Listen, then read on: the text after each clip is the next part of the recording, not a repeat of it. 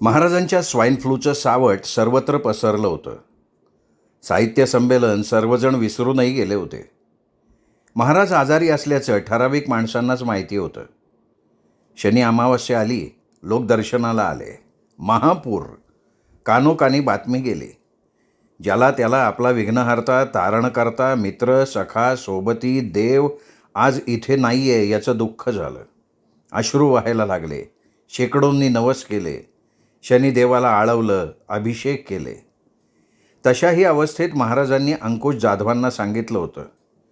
ठरल्याप्रमाणे अंकुश जाधव पुण्यावरून विश्वख्यातीचे गायक अजित कडकडे यांना घेऊन आले. आज दुपारच्या आरतीनंतर महाराजांच्या प्रवचनाऐवजी अजित कडकडे यांच्या गायनाचा कार्यक्रम होणार होता. मारून मुटकून बसवल्यासारखी माणसं बसवली होती. एवढा मोठा गायक पण हृदयात अश्रू असल्या माणसांना गोड कसा वाटणार कार्यक्रम? महाराजांना आराम पडतोय, प्रकृती सुधारतीये अशा बातम्या यायला लागल्या. भेटायला पूर्णतया बंदी. त्यामुळे त्या बातम्यांवर विश्वास ठेवायला लागे. रिंग वाजली म्हणून फोन घेतला. सर, काय चाललंय? बरं आहे ना? आशीर्वाद देतोय. स्वतःला चिमटा घ्यायची वेळ आली होती. विश्वास बसत नव्हता. उदंड आयुष्य लाभू द्या. महाराज, मला हुंदकाच फुटला. रडताय कशाला? 4 दिवसात मी येतोय. आता आतल्या आत फिरतो. थकवाय पण प्रगती आहे. 4 दिवसात येतोय. तयारीत कमी पडू देऊ नका. पुस्तकं वगैरे जाऊ द्या. साहित्य संमेलन लोकांच्या लक्षात कायमचं राहायला पाहिजे. फोन बंद झाला. अजूनही माझ्यापुढे धाप लागलेले, नळ्यांनी जखडलेले, मास्क तोंडाला बांधलेले महाराज होते. तो फोन मला खरा वाटेना. डॉक्टर कदम, बाळासाहेब सोळसकरांना मी फोन केला. त्यांनाही सांगितलं महाराजात मोठा फरक पडलेला आहे. उत्साह वाढला. गांधींना बोलवून घेतलं. ते 2 वेळा पुण्याला महाराजांना भेटायला गेले होते, पण भेट मिळाली नव्हती. महाराजांचा फोन सांगितला. त्यांनाही आनंद झाला. महाराजांना 16शीला येऊ द्या, मग बघू. शक्य झालं तर संमेलनाच्या तारखा पुढे ढकलू. महाराज आले. स्वागताला हजर होतो. खूप अशक्त झाले होते. तोंडाला मास्क होता. दुसऱ्याच दिवशी त्यांचे प्रमुख कार्यकर्त्यांना फोन आले. आम्ही गेलो. आमच्यापासून ते दूर बसले होते. नाकातोंडावर मास्क होता. संमेलन ठरल्या तारखांनाच होईल. कामाला लागा. पत्र जाऊ द्या. किमान 10,000 लोक उपस्थित हवेत. आबा मंडपवाल्याला बोलवून घ्या. डॉक्टर कदम, पत्रकांची जबाबदारी तुमची. अविनाश, सविस्तर नियोजन तयार करा. 50 प्रती काढा. गांधी, सगळ्या लेखकांना स्मरण फोन करा. संमेलन दणक्यात झालं पाहिजे. आम्हा सर्वांच्या अंगी चैतन्य संचारलं. बाजार समितीचे चेअरमन बाळासाहेब सोळसकर, मदनदादा भोसले, अंकुश जाधव, हनुमंत वाघ, अनिल निकम, अशोक कदम, चंद्रकांत मोरे, नरेंद्र बाबर, विकास धुमाळ, गिरीश पवार, सतीश कांबळे, साईनाथ कांबळे, चंद्रकांत ढमाळ, दशरथ पवार, उत्तम पवार, चंद्रकांत बाणू या जाणत्या लोकांच्या गाड्या प्रचंड गतीनं धावू लागल्या. कोरेगाव तालुक्यातल्या कलाकारांनी मी लिहिलेल्या अग्निपथ नाटकाचा प्रयोग बसवलेला. त्यांची इच्छा एकदा तालीम पाहावी. नाही जाता आलं. कोंडवे ग्रामस्थांचा सत्कार स्वीकारला. काटवली गावांनी सत्कार केला. खंडाळ्याला बोलवलं. घाटदऱ्यातल्या ग्रामस्थांनी आग्रह धरला. नाही जाता आलं. अनेक मंडळांना सविनय नकार दिला. या साहित्य संमेलनात मी केवळ अध्यक्ष नव्हतो. आयोजक, संयोजक, नियोजक, स्वयंसेवक सगळ्या जबाबदाऱ्या खांद्यावर घ्याव्या लागल्या होत्या. 16शीत होतो. कामाचा डोंगर समोर होता आणि फलटणहून रवींद्र बेडके आले. 5 येणार होतो, पण तुम्ही इथेच सापडणार म्हणून इथे आलो. हे पत्र. मी पत्र वाचलं. आनंद होण्याऐवजी हातपाय थरथरले. कसं शक्य आहे? आमचा ठराव झाला आहे. साहित्य परिषद फलटण शाखेच्या वतीनं दरवर्षी साहित्य संमेलन भरवलं जातं. यावर्षी नाट्य संमेलन भरवतोय. नाट्य क्षेत्रात तुमचं मोठं नाव आहे. नाही म्हणू नका. अहो, 27, 28, 29ला इथं 16शीत संमेलन आहे. 25ला मी आलो तर नियोजन होतंय. हो जगन्नाथराव, तुम्ही सगळं साध्य करू शकता. दिला होकार. त्याचं कारण रवींद्र बेडके. हा माणूस म्हणजे साहित्य परिषदेत होता, संस्था होता, साहित्याचा हा भक्त. मराठीसाठी काय करत नाही. लोकजागर साप्ताहिक चालवतात, दिवाळी अंक काढतात, साहित्यिकांची व्याख्यानं आयोजित करतात. आद्य पत्रकार जांभेकर यांची जयंती पदरमोड करून थाटात साजरी करतात. असं कितीतरी. जगन्नाथराव, तुमचं भाषण तेवढं लवकर पाठवा, आम्ही छापून घेत असतो. मी हो म्हणालो. आता साहित्य संमेलनाचं भाषण मागे राहिलं. नाट्यसंमेलनाच्या भाषणाचे मुद्दे काढणे, भाषण लिहिणं गरजेचं. यापूर्वीच्या नाट्यसंमेलनाच्या अध्यक्षांच्या संदर्भ ग्रंथाचं पुस्तक मागवून घेण्या इतपतही वेळ नव्हता. त्या रात्री मध्यरात्री उठलो. नाट्यकलेचा इतिहास मी अभ्यासला होता. मी फक्त D.Ed होतो, कॉलेजची पायरी चढलो नव्हतो, पण वाचन खूप होतं.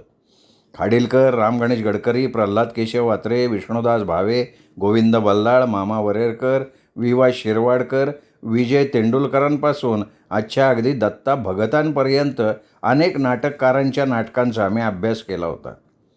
एकच प्याला, नटसम्राट, दुरितांचे तिमिर जावो, उद्याचा संसार, पुरुष अशा अनेक नाटकातले संवादच्या संवाद मला तोंडपाठ होते.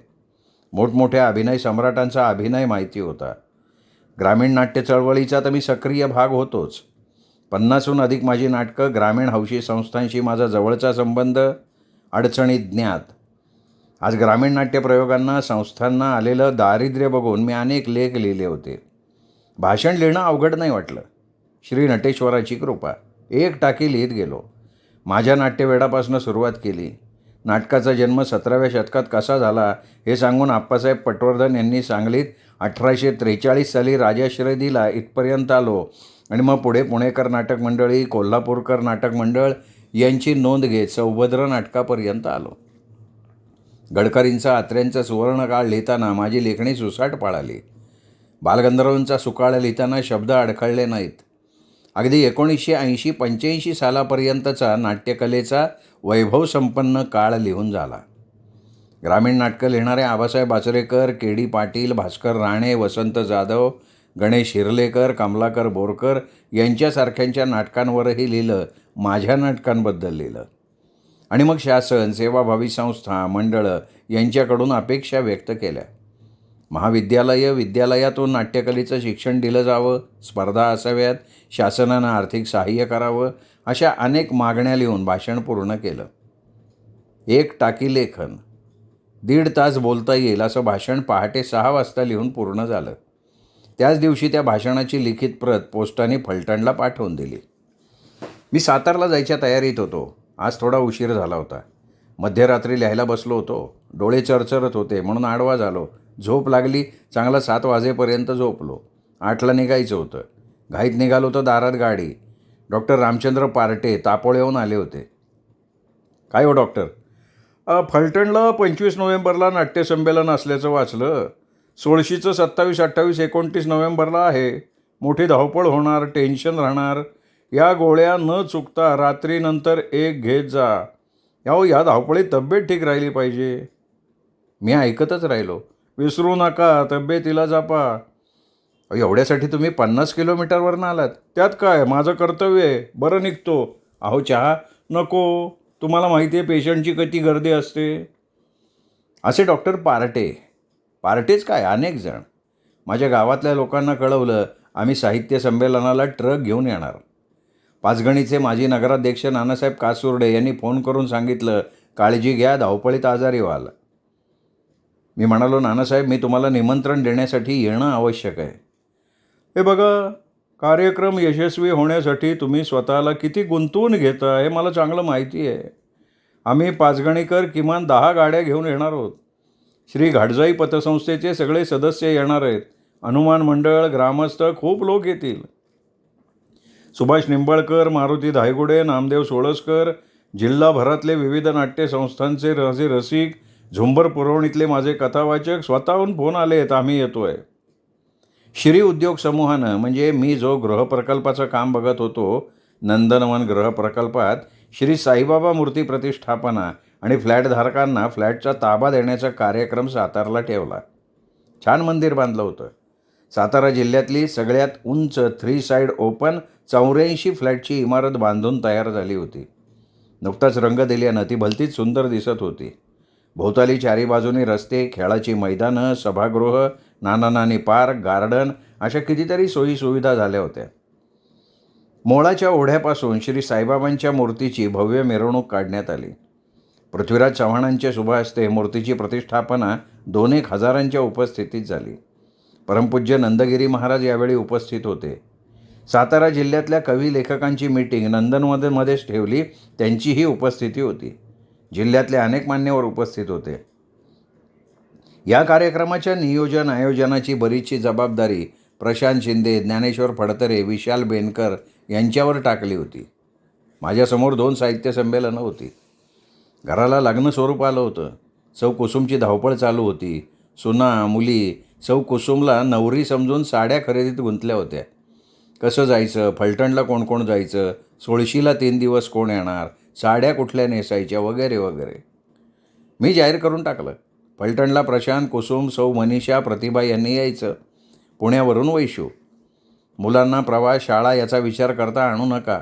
स्वतःच्या मुलांची शाळा, तिच्या रजेचा प्रश्न, तिन्हीही येऊ नये. सर्वांनी मात्र 3 दिवस हजर राहायचं. सोळशीवरून अनेक जण यायच्या तयारीत होते. त्यांना सांगितलं, एक एक दिवस महत्त्वाचा आहे, तुम्ही तुमची कामं करा, तुमचे आशीर्वाद घेऊन मी जातोय. तरीही गोविंद गांधी, धनराज जगताप, दत्ता सणस सातारहून येणारच असा प्रेमळ हट्ट धरून बसले. श्री उद्योग समूहाचे सगळे डायरेक्टर येतोच म्हणाले. फलटणच्या प्रवासात मी विचार केला, लिखित भाषण वाचायचं नाही. आजवर नाट्यक्षेत्राशी कलाकार लेखक म्हणून माझा 50-55 वर्षांचा संबंध, बोलायचं ते उत्स्फूर्त. फलटणला पोचलो. रेस्ट हाऊसवर मी पोचण्यापूर्वी लेखक कवी ताराचंद आवळ आणि माण तालुक्यातले काही लेखक कवी हजर होते. त्यांनी माझा सत्कार केला. माझे मित्र DK कदम सहकुटुंब स्वागताला हजर होते. जैन समाजातले काही तरुण स्वागताला हजर होते. सत्कार स्वागत झालं आणि ताराचंद आवळे म्हणाले, सर, आम्ही माण तालुक्यात डिसेंबर महिन्यात दुष्काळी साहित्य संमेलन घेतोय. हे सगळे कार्यकर्ते तुम्हाला निमंत्रण द्यायला आलेत. अध्यक्षपद तुम्ही स्वीकारावं. खरंच गेल्या 3-1 महिन्यांच्या धावपळीनं थकलो होतो, पण त्यांचा आग्रह मी मोडला नाही. भाग्यवंत मी. आईवडिलांची पुण्याई, रसिकांचा वाचकांचा आशीर्वाद, सरस्वती नटेश्वराची कृपा एकाच वेळी. काही दिवसाच्या फरकानं 3 साहित्य संमेलनांचा अध्यक्ष. फार थोड्या भाग्यवंतांच्या नशिबी हे वैभव असतं. श्री नटेश्वराचं पूजन झालं. नाट्यसंमेलन सुरू झालं. माझी भाषणाची वेळ आली. उभा राहिलो. मनोमन श्री नटेश्वराला वंदन केलं. श्रोते रसिकांना वंदन केलं आणि बोलायला सुरुवात केली. मी बोलतच नव्हतो. माझ्यातला वक्ता, लेखक, नाट्यकलाकार रंगमंच समजून बोलत होता. बोलता बोलता गाजलेल्या नाटकातले संवाद माझ्यातला नट म्हणत होता. नाटकाचा जन्म, वैभवकाळ, आजची अवस्था, शासन, समाज, सेवाभावी संस्था यांचं कर्तव्य. माझी नजर प्रेक्षकात फिरत होती. हजारो डोळ्यात माझ्या भाषणाची पावती मिळत होती. ओघवतं भाषण, अभिनयाची साथ, आजवर केलेल्या सेवेनं शब्दांवर असलेला अधिकार. टाळ्या टाळ्या आणि टाळ्या. कसलाही कागद समोर न ठेवता मी सव्वा तास बोललो. मध्यंतर झाला. गोविंद गांधी गळ्यात पडले. रवींद्र बेडकेहाळांनी गळाभेट घेतली. जो तो माझ्याशी बोलायला, प्रतिक्रिया घ्यायला आसुसला होता. सोळशी येथील राज्यस्तरीय मराठी साहित्य संमेलन परवा तर होतं. त्याची ही रंगीत तालीम यशस्वी झाली. 26 तारखेला सोळशीला सकाळी सकाळी गेलो. माझ्या भाषणाच्या वार्ता येऊन पोचल्या होत्या. वर्तमानपत्रात सचित्र बातम्या आल्या होत्या. मला त्यात छेफारून जायचं कारण नव्हतं. माझं लक्ष होतं उद्यापासून होणारं राज्य संमेलन. नियोजनाचा शेवटचा हात फिरवायचा होता. महत्त्वाचे फोन लावायचे होते. तसं महाराजांचं नियोजन म्हणजे मिनटाला काय काय करायचं याची पुस्तिका. 2 मंडपात कार्यक्रम एकाच वेळी होणार होते. त्या मंडपाची जबाबदारी 15-16 जणांवर दिली होती. व्यासपीठ, सूत्रसंचालन, साहित्य मांडणी, मुलाखत, काव्यवाचन, व्याख्यानं, नाटक, करमणुकीचे कार्यक्रम, परिसंवाद. प्रत्येक कार्यक्रमाच्या वेळी 15-16 माणसं व्यासपीठाच्या भोवती. सूत्रसंचालक 2-2, मुलाखतकार 4-4. एखादा नाही आला तर. मंडप बघूनच मी दिपून गेलो. 10,000 लोक बसू शकतील एवढा मंडप. दुसरं सभागृह. दोन्ही मंडप तयार. गोपूजनानं ग्रंथीदिंडीची सुरुवात झाली. झांज पथकं, ढोल लेझिम, लोककलाकारांचे खेळ. सोळशी गावात ग्रंथदिंडी गेली. ढोल लेझिमचा नाद माझ्या अंगात संचारला होता. शेवटी माझ्या रक्तात कला होती. नट होतो मी. रावलं नाही. नाचायला लागलो. मुंबई बाजार समितीचे चेअरमन, त्यांना ओढून घेतलं, फुगडी धरली आणि मग विचारू नका, विश्व साहित्याचे अध्यक्ष शेषराव मोरे, परमपूज्य नंदगिरी महाराज यांच्या अंगातही ढोल लेझिमचा नाद संचारला. 6 तास ग्रंथदिंडी चालली. साहित्यिक, ग्रामीण भागातले शेतकरी बेभान होऊन एकत्र नाचले. जगावेगळा हा खेळ खेळण्यात अवघे लहान थोर तल्लीन झाले. उत्साह उत्साह आणि आनंदी आनंद. लोककलावंत, शालेय विद्यार्थी, साहित्यिक यांचा हा अपूर्व मेळाच होता. राज्यस्तरीय मराठी साहित्य संमेलनाचा उद्घाटन सोहळा सुरू झाला. प्रास्ताविक डॉक्टर अशोक कदमांनी केलं. दीपप्रज्वलन माजी मुख्यमंत्री पृथ्वीराज चव्हाण आणि मान्यवरांनी केलं.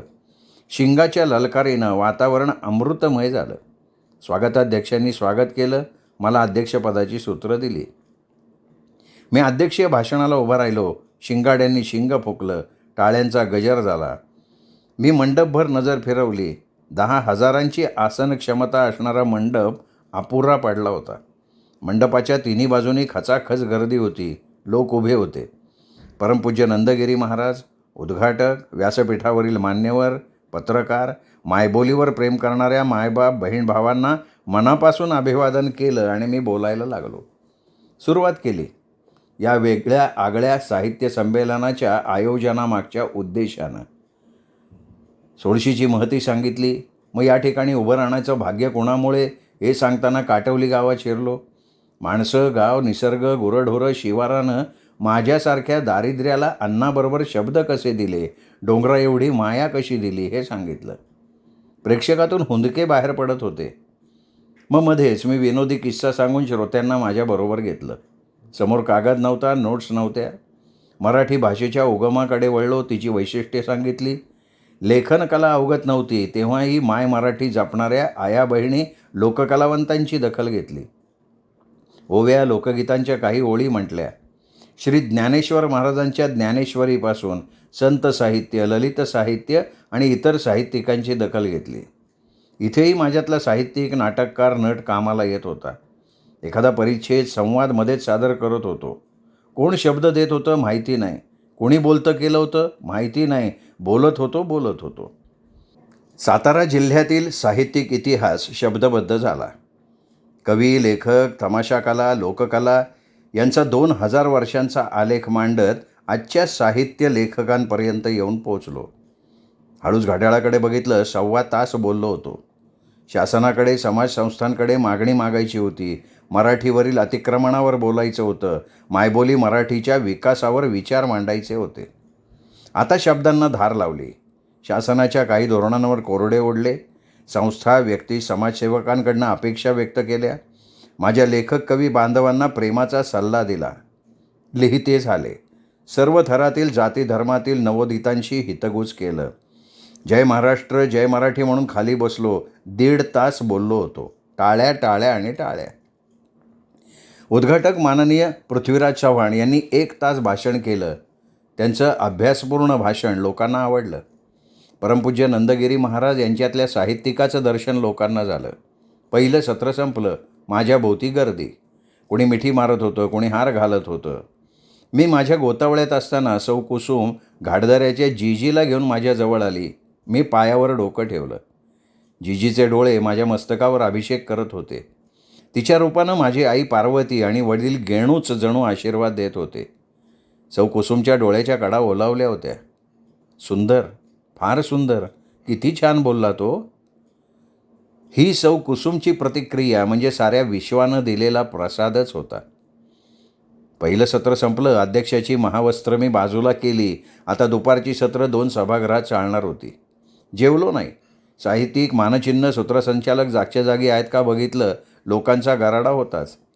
महाराजांची सौ नागेश्वरीताई माझ्याजवळ आली. सर जेवला का? नाही हो, कामं खूप आहेत. त्या गेल्या ग्लासात चहा घेऊन आल्या. एवढ्या लोकात मी एकट्यानं चहा घेणं बरं नाही म्हणून त्यांनी ग्लासमध्ये चहा आणला होता.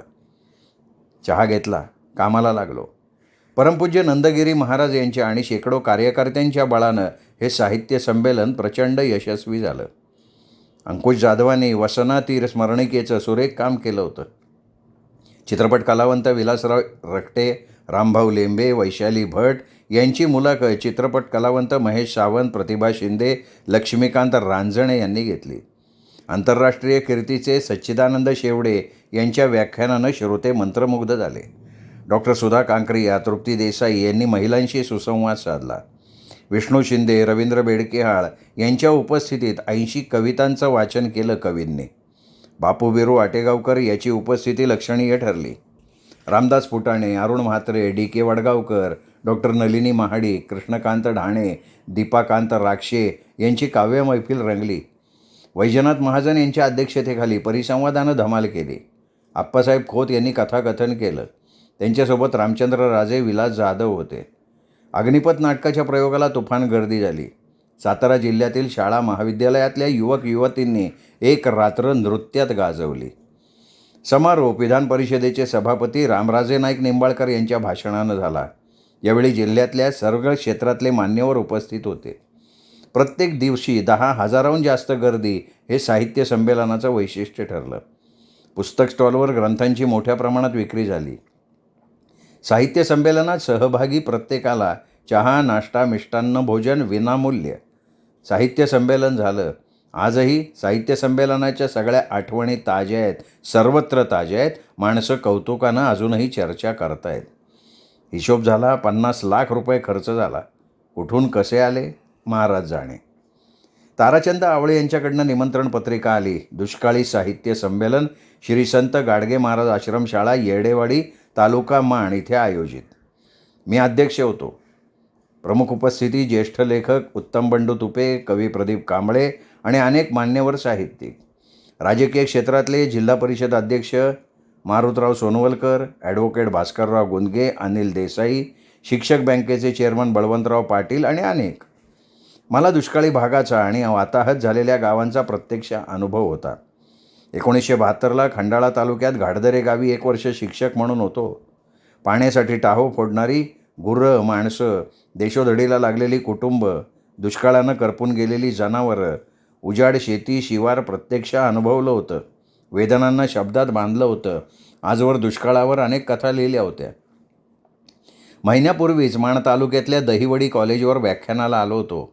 जवळच्या कॉलेजमध्येही व्याख्यान झालं होतं. जाता येता उजाड शिवार पाहिलं होतं. पाण्यासाठी होणारी पायपीट ऐकली होती. अन्नदात्यानं आपली जनावरं धनदौलत विकल्याचं समजलं होतं. दुष्काळाचे चटके मला माहिती होते. दुष्काळी साहित्यावर बोलण्याइतपत प्रत्यक्ष अनुभव होता. भाषण एक हाती लिहून झालं. याहीवेळी समोर कागद न ठेवता बोलणार होतो. सकाळी 8ला साहित्य संमेलन सुरू होणार होतं. संध्याकाळी 6ला संपणार होतं. 2 तासांचा प्रवास. घरचे कोणालाही घेणं सोयीचं नव्हतं. सकाळी 6ला निघावं लागणार होतं. परतीचा अंदाज नव्हता. गोविंद गांधी बरोबर होते. ग्रंथदिंडीत सहभागी व्हायला मिळालं. लेखक कवींची संख्या मोठी. नेहमीप्रमाणे साहित्यावर अर्धा तास बोललो. अर्धा तास लेखक कवींशी बोललो. लिहिते व्हा. पाहिलेलं वाचलेलं अस्वस्थ करेल तेव्हा लिहित राहा. प्रकाशक आपणहून तुमच्या दारी येतील. सकस लिहा. वेदना, दुःख, घाम व्यक्त करा. हसवा, विनोदी लिहा. यासाठी मी अनेक मोठ्या लेखकांचा नवोदित असतानाचा कालखंड सांगितला. याही भाषणाच्या वेळी माझ्यातला अनुभव सोबतीला होत्या. टाळ्या. गेली 6 वर्ष दैनिक ऐक्यच्या झुंबर पुरवणुकीत मी लिहितोय. साधारण 350 कथा लिहून झाल्या. आजही प्रत्येक रविवार माझा आणि माझा असतो. 5-25 फोन येतात. माझ्या कथांचं कौतुक होतं. वाचक आणि मी हितसंबंध दृढ झालेले आहेत. या कथांचे 3 कथासंग्रह निघत आहेत. पैकी ऐक्य कथासंग्रह छापून आला. 5,000हून अधिक लोकांच्या साक्षीनं दैनिक ऐक्यच्या वाई येथील स्नेहमेळाव्यात आमदार आनंदराव पाटील, आमदार मकरंद पाटील, दैनिक ऐक्यचे संपादक देवेंद्र पळणिटकर, शैलेंद्र पळणिटकर, वासुदेव कुलकर्णी यांच्या शुभ हस्ते प्रकाशन झालं. सातारा जिल्ह्यातले अनेक मान्यवर या प्रसंगी उपस्थित होते. तुम्हाला आश्चर्य वाटेल, केवळ 1 महिन्यात ऐक्य कथासंग्रहाची पहिली आवृत्ती संपली. सहज आषाढी दिंडी सोहळ्यानिमित्त टाळ मृदुंगाच्या संगे पावसाच्या धारा हा ललित लेख लिहिला. 2 वर्ष दुष्काळाने महाराष्ट्र होरपळून निघाला होता. यंदा देहूवरून, आळंदीवरून पालख्या निघाल्या आणि पाऊस चालू झाला. अवघा महाराष्ट्रात आनंद वर्षू लागला. हे मी ललित लेखात लिहिलं. छापून आलं. लोकांना आवडलं. वासुदेव कुलकर्णी यांनी फोन केला. जगन्नाथराव, विशेष प्रसंगी ललित लेख लिहून पाठवत राहा. वासुदेव कुलकर्णी वर्तमान क्षेत्रातला ऋषितुल्य माणसाचा हा आशीर्वाद मला ललित लेख लिहायला निश्चित उपयोगी पडेल. रुबी हॉल क्लिनिकचे डॉक्टर महाबळ यांना अलीकडे भेटायला गेलो होतो. आजही कुसुमनं आजाराला आहे त्या स्थितीत रोखून धरलं आहे. आजार बळावला नाही याचं त्यांना आश्चर्यच वाटतंय. अर्थात याचं सगळं श्रेय सौ कुसुमला. आज ती 64व्या वर्षी नातवंडांना इंग्रजी शिकण्यात मदत व्हावी, त्यांचा अभ्यास घेता यावा यासाठी इंग्रजीचे धडे गिरवते. डोंगरा एवढी माणसं या पुस्तकाच्या मागील आवृत्तीत मी आशावाद व्यक्त केला होता. आधारासाठी, आशीर्वादासाठी, सहकार्यासाठी डोंगरा एवढी माणसं भेटतील असं म्हटलं होतं. भेटली त्यांचा मी ऋणी आहे. ती भेटली म्हणून तर आत्तापर्यंतचा प्रवास सुखद झाला आहे. रामचंद्र पार्टे डॉक्टरांनी आता पायात बळ दिलं आहे. एका वर्षात केवळ काही दिवसांच्या फरकानं 3 साहित्य संमेलनाचा अध्यक्ष व्हायचा सन्मान मला मिळाला आहे. त्या सन्मानाचा सन्मान राखायचा माझा प्रयत्न असणार आहे. नवीन काहीतरी करायचं स्वप्न आहे. माझी मदार आपल्यावर आहे. मदतीचा हात, साथ आणि आशीर्वादाचा हात आपण निश्चित देणार याची खात्री आहे. मदतीचा हात, साथ आणि आशीर्वादात मोठी प्रेरणा असते, शक्ती असते, बळ असतं. त्याशिवाय का जीवनात येणाऱ्या कडूगोड प्रसंगांना मी सामोरं जाऊ शकेन. नंदनवन पॅराडाईज, नंदनवन रोहोजबाबत मोठी स्वप्न मी पाहिली आणि अचानक मोठा हादरा बसला. नोटाबंदी, GSTनी सगळ्या उद्योगधंद्यांना मंदी आली. कन्स्ट्रक्शन व्यवसाय तर धोक्यात आला. GSTमुळे बांधकाम साहित्याच्या किमती प्रचंड वाढल्या. पर्यायानं फ्लॅटच्या किमती वाढल्या. नोटबंदीमुळे लोकांच्या हातात पैसा येईना. बांधकाम धंद्यात प्रचंड मंदी आली. आमचं भांडवल तुटपुंज, त्यात बांधल्या फ्लॅटना गिऱ्हाईक नाही. माझ्यासारखी इतर बांधकाम व्यावसायिकांची अवस्था झालेली. पाहता पाहता 90% अधिक व्यावसायिकांनी बांधकामं बंद करून टाकली. मला बंद करता येत नव्हतं. लोकांचं बुकिंग घेतलं होतं. काही फ्लॅटचं बुकिंग झालं नव्हतं, तेही विकायला लागणार होते. मोठी सूट जाहीर केली, पण गिऱ्हाईक नाही. पाचगणी, सातारा, रोजचा बिना गाडीनं प्रवास, डिझेल खर्च, ड्रायव्हर पगार, इतर खर्च, ऑफिस कर्मचाऱ्यांचा पगार. साताऱ्याला जाणं कमी झालं. घरी बसणं मला शक्य नव्हतं. वेळ जात नव्हता. मला काम हवं होतं. मी तापोळ्यात टेंट रिसॉर्ट बांधायचा निर्णय घेतला. नालेसाठी घोडा विकत घ्यायचा माझा प्रकार, पण स्वभावाला औषध नव्हतं. मला काम तर पाहिजे. कुणाकडे नोकरी करण्यात मला कमीपणा वाटला नसता. शेवटी काम ते काम. कामातल्या कौशल्यावर किंमत ठरते. पण मी 68व्या वर्षी दुसऱ्या कोणाकडे नोकरी करणं कुटुंबियांना आवडणारं नव्हतं. श्रोते हो, हा होता आजचा भाग जगन्नाथ शिंदे लिखित डोंगरा एवढी माणसं हा त्यांच्या आत्मचरित्राचा. पुढचा भाग ऐकूयात उद्या. नमस्कार.